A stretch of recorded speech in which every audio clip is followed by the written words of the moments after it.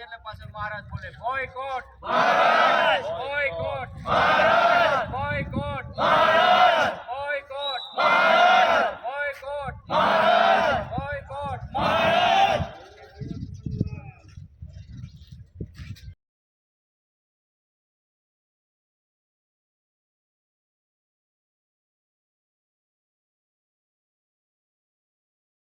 મોન્ટુભાઈ માળી છે અને વિશ્વ હિન્દુ પરિષદ પ્રખંડ અધ્યક્ષ તરીકે મારી જવાબદારી છે. આજે કલેક્ટર કચેરી આવ્યો છો, શું કારણ, શું બાબત? સનાતન ધર્મની જય, સનાતન ધર્મ કી જય.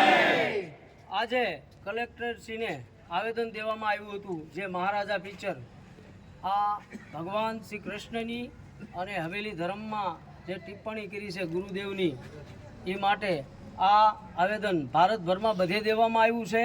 ખાસ કરી સરકારશ્રીને કહેવામાં આવે છે કે આવા પિક્ચરો ના ઉતરે, જે કાંઈ કાયદામાં ફેરફાર કરવો પડે એ કરી નાખો, કારણ કે આ જે કાયદા કરેલા હતા તે રાષ્ટ્ર વિરોધના કાયદા છે, ધર્મ વિરોધના કાયદા છે, આ ભારતની સંસ્કૃતિ વિરોધના કાયદા છે.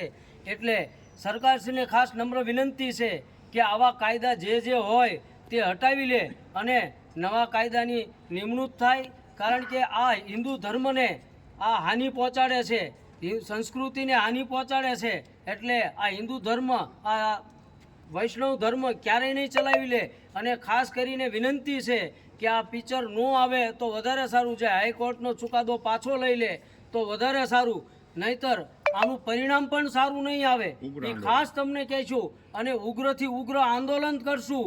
એથી જરૂર પડશે તો અમે એવી ભાષા તો નથી જ વાપરી કે અમે સરકારીને બધાને નુકસાન કરશું, બધે આગ ચાપશું, ખેતરો સળગાવી દઈશું, એવું તો અમે નથી ભાષણ કર્યું. કારણ કે હમ દો હમારે દોમાં જે આવ્યું હતું અને જે બધાએ બોલ્યા હતા એવું આયોજન આપ્યું હતું કે અમે થિયેટર નહીં ચાલવા દેવી, પિક્ચર નહીં ચાલવા દેવી અને બધું સળગાવી દઈશું.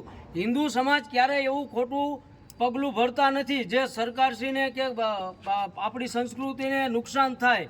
પણ જો આ પિક્ચર પાછું ખેંચવામાં નહીં આવે તો ખાસ કરી નમ્ર વિનંતી છે સરકારને, ઉગ્ર આંદોલન કરવું પડશે ને કરવું પડશે. બસ એ જ અમારી વિનંતી છે. જય સનાતન ધર્મ કી જય.